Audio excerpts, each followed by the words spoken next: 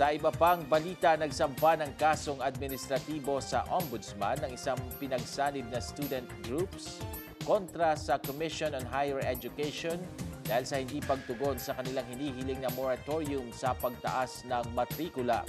Ito matapos payagan ng CHED ang may 287 universidad at kolehiyo na magtaas ng matrikula.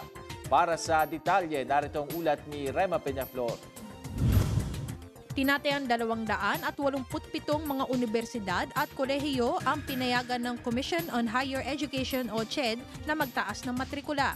Ito ay para sa academic year 2014-2015. Dahil dito, nagsampa ng kasong administratibo sa Ombudsman ang pagsanib na student groups na Rise for Education laban sa CHED dahil sa hindi pagtugon sa kanilang hinihiling na moratorium sa pagtaas ng matrikula.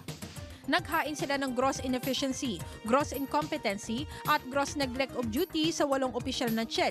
Kabilang na dito si Chairperson Patricia Licuanan. Pero nakita nga natin, di ba, nagtapos na yung first day of school, halos tapos na po yung mga enrollment, nagsimula na yung mga paaralan, nangolekta na ng mga tuition increases. Pero hanggang ngayon, wala pa rin formal resolutions. Sinubukan namin hingan ang panig ng mga opisyal ng CHED, ngunit hindi pa sila nakakapagbigay ng kanilang saloobin sa issue. Samantala, pinauubaya naman ng palasyo sa Ombudsman ang desisyon sa isyung ito. We will have to wait for any orders from the Office of the Ombudsman, either requiring the individual respondents to file their respective pleadings. Ito po ang inyong kaibigan, Rema Peñaflor para sa Newsite.